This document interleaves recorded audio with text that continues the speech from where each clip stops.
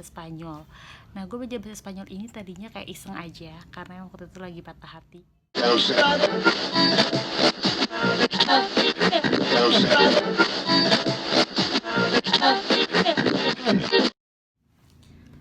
Hola, Oli is here.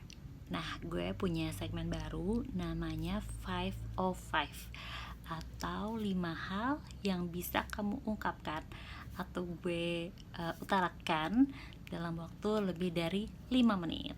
Nah, yang akan gue bicarakan sekarang adalah mengenai 5 bahasa yang pernah gue pelajarin dan bagaimana progresnya sekarang. Oke, langsung aja. Yang pertama, bahasa Inggris. Bahasa Inggris gue belajar dari kelas 2 SD sampai kelas 1 SMA untuk lesnya.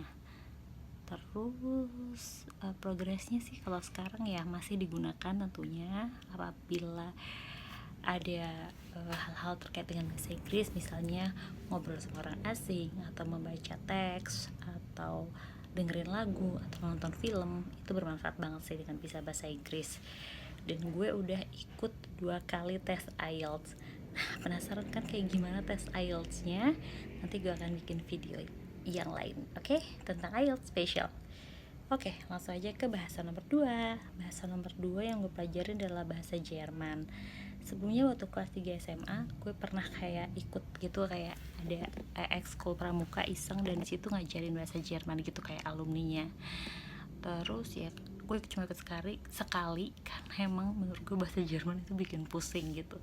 Dan akhirnya ya udah nggak pernah belajar lagi sampai akhirnya gue sempat kuliah 1 tahun di sastra Jerman UI. Namun karena nilainya nggak memadai, jadinya gue nggak lanjut.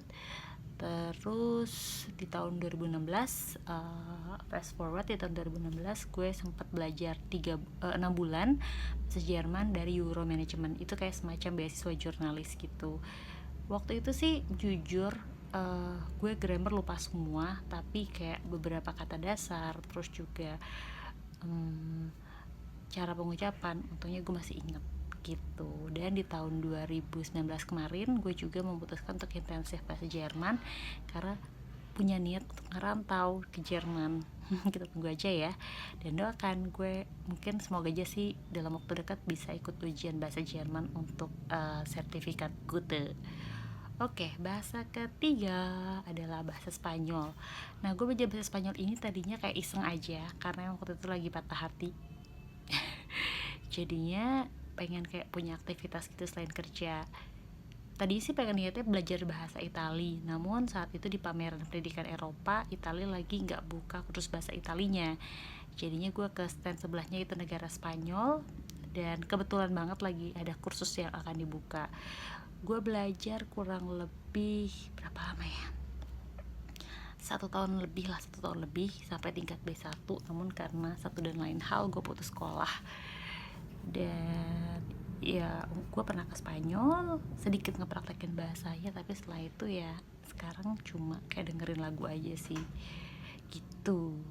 Dan bahasa keempat adalah bahasa Mandarin.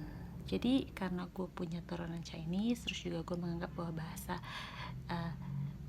Mandarin itu penting buat di dunia bisnis, jadi gue belajar. Waktu itu juga lagi-lagi dari Euro Management dapat kayak semacam beasiswa jurnalis gitu selama 3 bulan.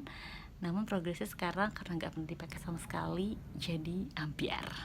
Tapi gue akan belajar sih, pasti someday, cuma gak tahu kapan. Oke, yang terakhir adalah bahasa Korea. Bahasa Korea itu gue belajar di saat orang-orang belum hits-hitsnya K-pop atau K-drama. Jadi di UI itu tahun 2007 ada perkumpulan bahasa untuk pecinta bahasa Korea, pecinta bahasa dan budaya Korea, yang digagas oleh seorang native Korea, dan namanya itu UI Hangugo Dongari. Nah, gue kebetulan ikut kayak semacam kursusnya gitu juga, dan dampaknya sekarang ya gue bisa sedikit baca Hangul, terus juga kayak masih dapat beberapa kata-kata, cuma kalau grammar dan lain-lain gue belum nyampe ke situ, dan kayaknya next time gue akan belajar sih gitu. Jadi kalau bisa dibilang sekarang yang gue masih inget banget bahasanya ya cuma 3, yaitu Inggris, Jerman, dan juga Spanyol. Oke, kalau gitu itu dulu informasi yang gue sampaikan di 5 of 5 kali ini. Jadi buat teman-teman mungkin yang punya cerita soal belajar bahasa, bisa sharing di comment section di bawah. Oke, jangan lupa untuk like, comment, subscribe. Oli pamit dulu. Cus.